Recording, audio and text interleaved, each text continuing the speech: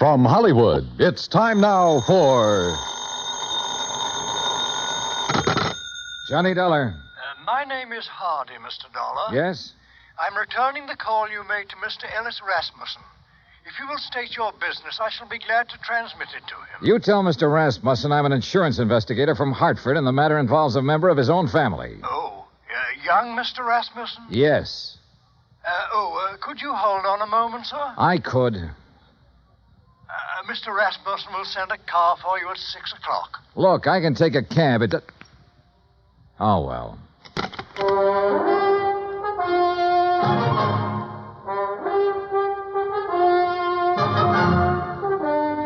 Bob Bailey in the exciting adventures of the man with the action-packed expense account. America's fabulous freelance insurance investigator. Yours truly, Johnny Dollar.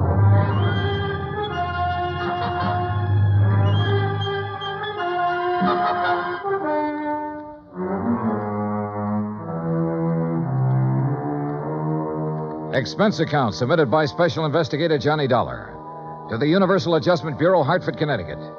The following is an account of expenses incurred during my investigation of the Rasmussen Matter. Expense account item 1, $204.35, airfare from Hartford to San Francisco to Los Angeles. Trying to compile the details of the Rasmussen case. I'd been on it 3 days when I was stonewalled in Los Angeles with a Holmby Hills address and the phone number of Ellis Rasmussen. At 6 o'clock, a liveried chauffeur in immaculate uniform stepped up to me at the desk. Mr. Dollar? Yes?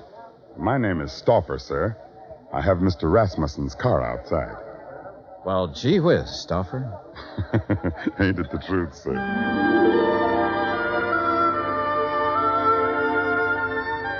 A few minutes later, when we turned into the lush green Holmby Hills section, I had a suspicion I was about to deal with a bona fide millionaire. When we parked in front of the big two-story colonial home and a man with graying hair and swallowtail coat stepped out of the door, well, I knew I was going to meet the real article. I'm Hardy, sir. Hello, Hardy. Mr. Rasmussen is waiting for you. This way, please. We stopped in front of a huge paneled door. Hardy tapped on it once, then pulled on the knob. As we entered, a tall man with a shock of pure white hair rose from his chair and turned toward us. This is Mr. Dollar, Mr. Rasmussen. I want about 4 fingers of sour mash. What do you want? Oh, you took the words right out of my mouth, Mr. Rasmussen. Very good, sir. He's a pretty nice fellow. We're all pretty nice fellows around here, Mr. Dollar. Sit down. Thanks. Could you hand me that lighter? Oh, sure. Here. Thank you.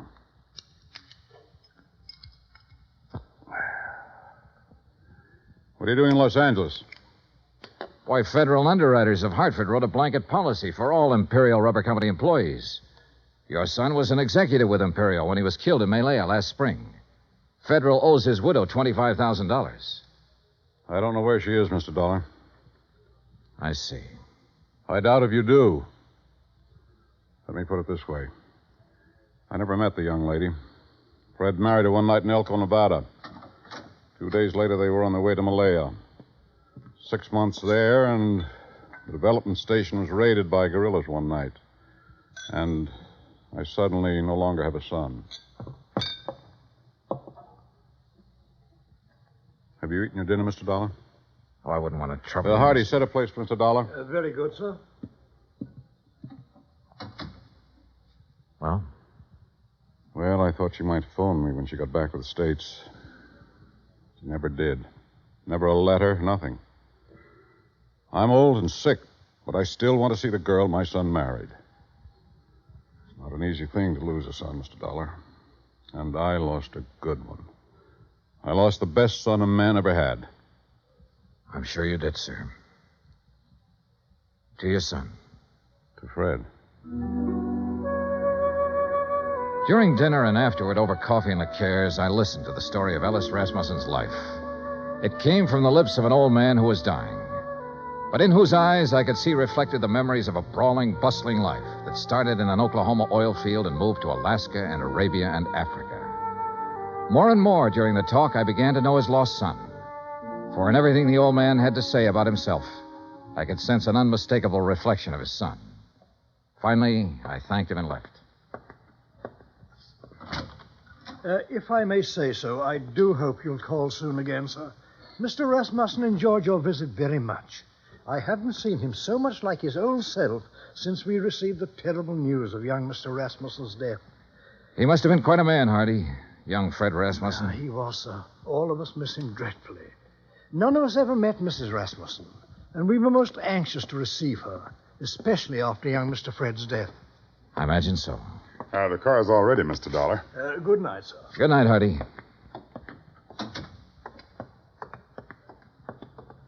Fine night, Mr. Dollar.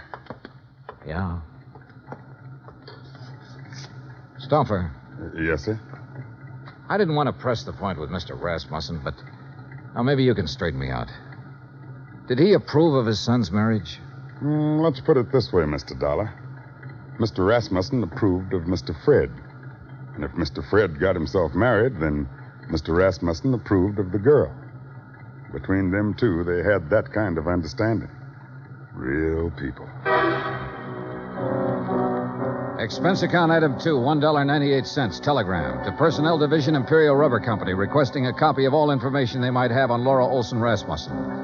Item 3, $6. One long-distance phone call to the Universal agent working the case in San Francisco. Mrs. Rasmussen left the Malaya Peninsula by boat from a town called Cochette 3 days after the news of her husband's death. A week later, she booked plane passage in Hong Kong with Trans-Pacific Airlines. She changed planes in Honolulu. She cleared the Port Authority in San Francisco. From there on, we lost her. Get a list of all the passengers who were on that plane. Okay. Get someone checking the hotels in the Bay Area. She might have checked into one when she hit Frisco. Okay. Now listen, we're looking for a woman whose husband was brutally murdered about 2 weeks before she got back to the States. If she's anything like I think, she was probably about at the end of a rope. Now start asking questions at places where people like that go. Right. On Wednesday morning, I rented a car. That's item 4, $25, and made the rounds. First stop, Los Angeles Board of Education.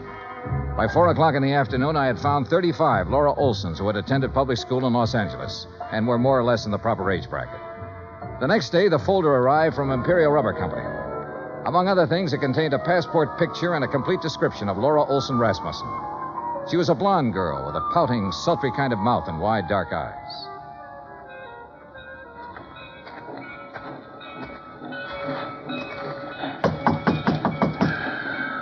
You down there. Yes? What do you want?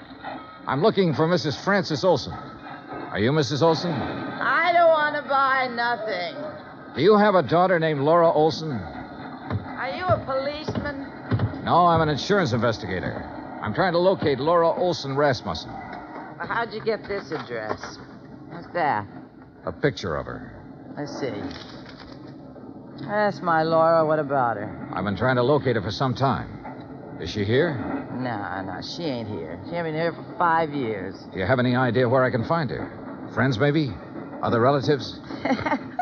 You say her name's Rasmussen now? Yes, she married a man named Fred Rasmussen. Married. Well, ain't that just something? You didn't know your daughter had been married, Mrs. Olsen? How would I know? How would I know anything about her?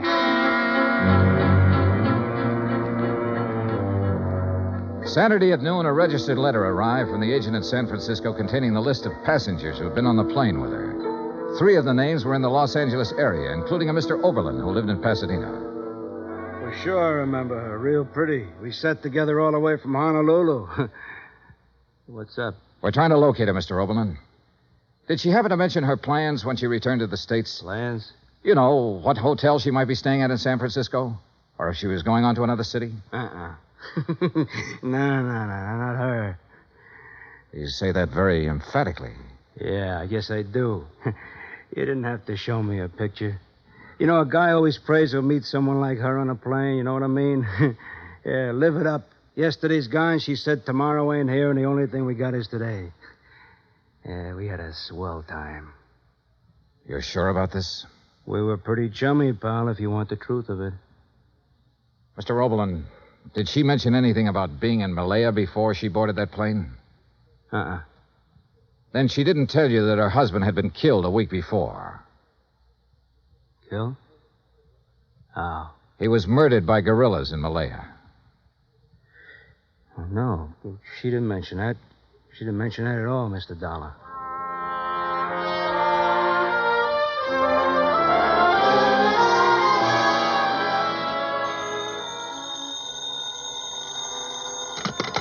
Johnny Dollar. This is Hardy, Mr. Dollar. How are you, Hardy? How's Mr. Rasmussen? He's not so well, sir. That's why I called. Could you possibly find time to visit him? Tonight? May I send a car right away? Is it serious? He's dying, sir.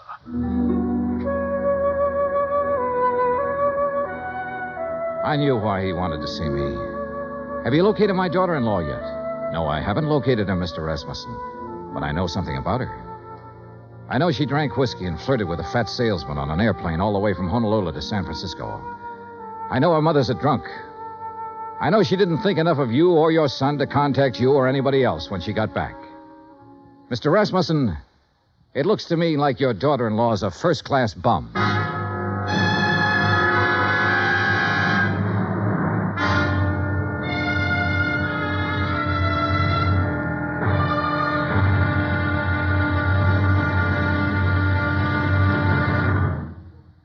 Act Two of yours truly, Johnny Dollar, in just a moment.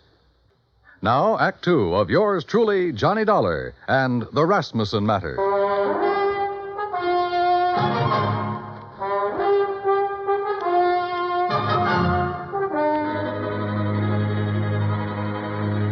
There was a black coupe with MD on the license parked in the driveway of the Rasmussen house when we pulled up. In the bedroom, a silvery-haired man in a black suit was sitting beside the bed that held Ellis Rasmussen. He was introduced as Dr. Butler. Then I shook the hand of Mr. Rasmussen. Someone suggested that Dr. Butler might like to use the library for his calls.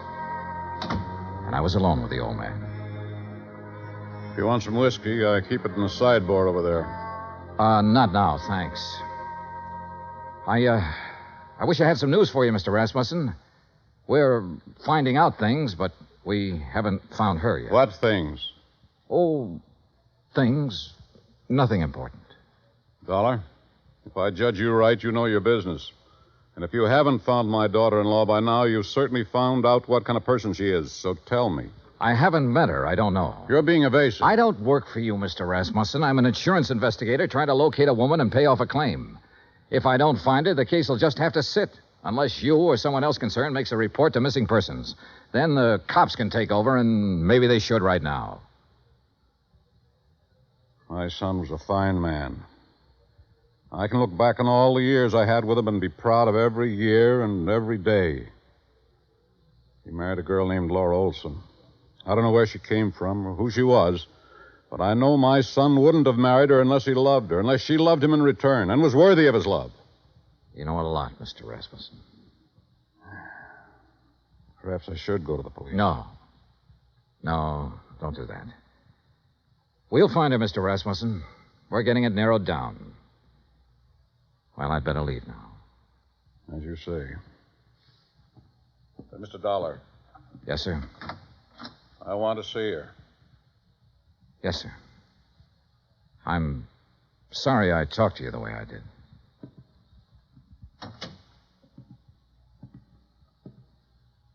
Phone call for you, Mr. Dollar. Would you like to take it in there? Oh, yeah, sure. Keep an eye on him, Hardy. Trust me, sir.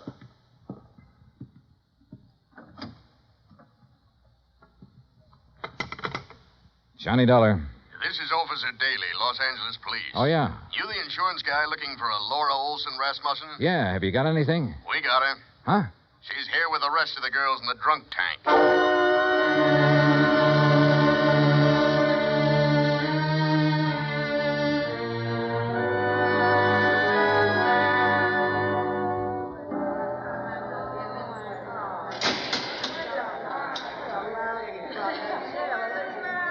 A drunk tank will always smell of disinfectant. This one was no different. There are no bunks, no chairs, no blankets, no nothing. So you stand or sit on a concrete floor and wait for something to happen. The legal period is 24 hours. You get rebooked or you get released. It all depends. What's the story on her, Dollar? I've got a check for $25,000 for her. Gee, insurance money? Yeah? Quiet! Quiet in there! All right, quiet down! You girls better learn to get along. Which one? Back there, sitting on the floor. Oh, good. What's the situation? If somebody comes up with bail, they can have her. Expense account item 7, $100 bail. While I was waiting around, Officer Daly broke open a file on her. A dozen aliases, a dozen charges, and one conviction for shoplifting.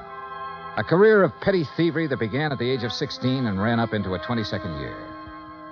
Expense account item 8, $35 telegrams. I sent wires to all parties concerned, all parties except Ellis Rasmussen, ordering a stop on their activities since Laura Olsen Rasmussen had been found.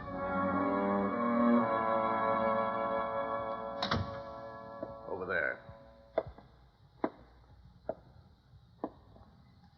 Who are you? My name's Johnny Dollar. Thanks for getting me out. Why? I did it for a friend. Friend. I didn't know I had any.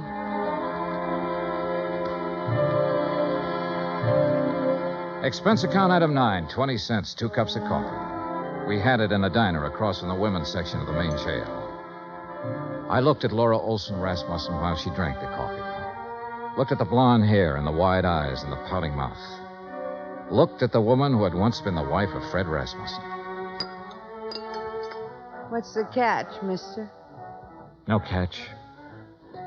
You put up $100 for me. I don't know you from a load of coal. No, you don't. Where do you live? I've been staying at the Piedmont Hotel. You know where it is? No. Well, not many people do. Especially people with clean shirts. What have you been doing since you got back from Malaya? I've been getting along. You got something to do with Fred? You know about Malaya? I know about a lot of things. I've been looking for you for a month. So what? Why didn't you contact your father-in-law when you got back? Why should I? What would he care about me? He never met me. What do I mean to him? Right now, since he no longer has a son, you mean everything to him. You're kidding me, mister. I wish I was kidding you. I wish to heaven I was kidding you. Well, what now? Oh. I want you to come over to my hotel with me. Oh, now look. To sign some papers. I have a check for $25,000 for you. What was that? Your husband was insured. You're his beneficiary. All you have to do is fill out an application. I'll give you the check. I don't believe it. It's true. Come on. Expense account item 10, $2, cab fare to my hotel. I took her upstairs with me, stood over her while she filled out the necessary papers. Outside of that, we didn't say a word. Johnny Dollar. This is Stauffer, Mr. Dollar. Hardy asked me to phone you to see if there's any word. Oh, yes. Well, what'll I tell him, Mr. Dollar? Tell him no luck yet, Stauffer. How's the old man? About the same, sir. Counting on you, I think. I'll talk to you later. Yes, sir. Here you are. Okay. Thanks. Here's your check. Anything else? Nope. That's it. Okay. See you around sometime. Sure. Fred told me about a man named Stauffer who worked for his old man for years. Was that him on the phone just now? Yeah. Yeah. I didn't know what I was going to say to the old man, but I did know I was hoping that if Rasmussen had to die, that he'd die before anybody told him the kind of daughter-in-law I'd turned up. I didn't want to be in on that. Expense account item 11, $83, hotel bill. I checked out at 5:30, picked up my airline tickets at the desk, that's item 12, then sat around the lobby for 5 minutes. Item 13, 2 drinks for myself. Mr. Dollar, Yeah? Oh. I read in the paper that Ellis Rasmussen is dying. Is that true? That's true. Mind if I sit down? Suit yourself. What are you drinking? Nothing. I know why you didn't tell them you found me, and I don't blame you. If Fred's dad is anything like Fred was, then I know how you felt. finding me the way you did. Let's forget it, Mrs. Rasmussen, shall we? I'd like to meet Fred's father. So you want to meet him, huh? The human thing would have been to see him when you came back. But not a line, not a word. That old man in that house knows his son was really a man. And on that basis, he believes, without seeing you, that his son married a real woman. He had love and sympathy and help and devotion and all the things you don't seem to have any use for waiting for you in that house. Oh, never mind. I loved Fred. Loved him from the first minute I saw him. You know what I was doing when I saw him? Was serving cocktails in a place like this. He didn't ask me what kind of a family I came from, whether I was good or bad. He just put one of those big arms around me one night and said, "You're mine." He said that to me. He said it because he loved me. No one ever loved me. No one. But he did. I told him who I was and where I came from, and all he said was, "You're with me now."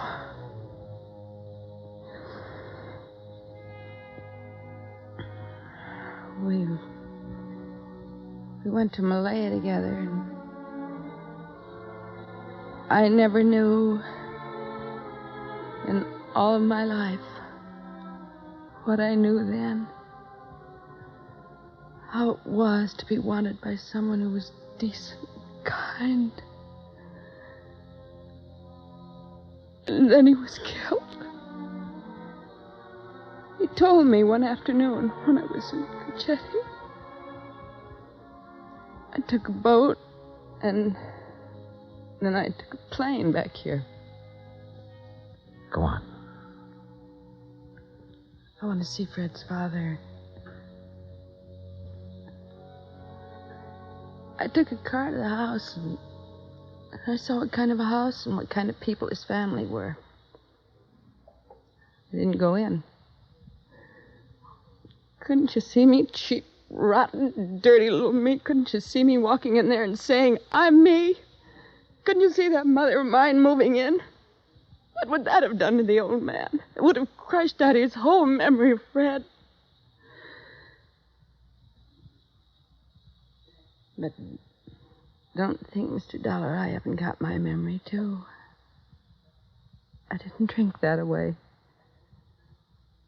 I was loved by a man. And I loved him back. I've still got that. I'm going out there pretty soon. Would you like to meet him?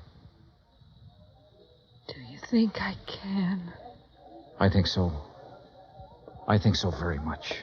Oh, Mr. Dollar, I've been waiting in the lobby. I thought you might be here. How do you do, miss? Stuffer, I'd like you to meet Mrs. Rasmussen. Well, my. I'm mighty pleased to meet you. The boss will be mighty happy. She dried her eyes in the car. I didn't say much. She didn't say much. But in the half hour it took to get out to Holmby Hills, something happened to her again. The something that must have happened when the big arm went around her shoulders the first time. Good evening. Mrs. Rasmussen, Hardy. How do you do, Mrs. Rasmussen? We're very happy to see you. Thank you, Hardy.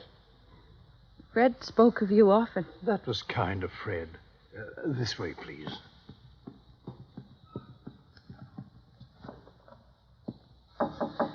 Come in. I think you can introduce Mrs. Rasmussen, Mr. Dollar. Ring if you need me, sir. I'm scared. Laura, if there ever was a man for you not to be scared of, it's that man in there. How can I tell him about myself? I've been in jail. I can't. Watch. Well, Mr. Dollar, come in. I've brought someone for you to meet, Mr. Rasmussen. Come here. You'd be my son's Laura. Yes, you're Laura. Hello. Yes. Oh, now, there. Here. Now, look. Us Rasmussens mustn't meet like this with tears. There's so much I have to tell you. No. There's nothing you have to tell me. What? Let me put my arm around you. There. Now, feel it? Mm-hmm. You're my daughter. Do you understand that? Yes. Oh, yes. Then that's all the explanations we need between us. Yes. Hardy. Yes, Mr. Rasmussen? Bring Mrs. Rasmussen some brandy, I think. And I'll have some sour mash. Mr. Dollar? Sure. Make mine sour mash, too, Hardy. Very good, sir.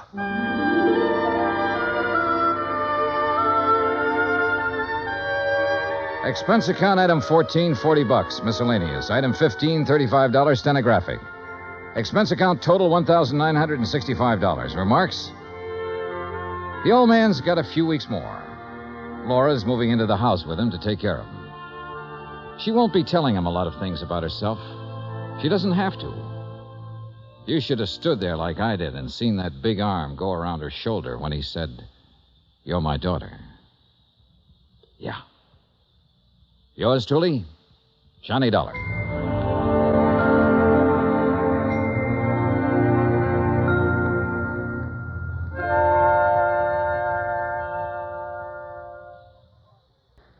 Now, here is our star to tell you about next week's story. Next week, one cute, tiny little mouse, that's right, mouse, almost scares a big insurance company out of business. Join us, won't you? Yours truly, Johnny Dollar.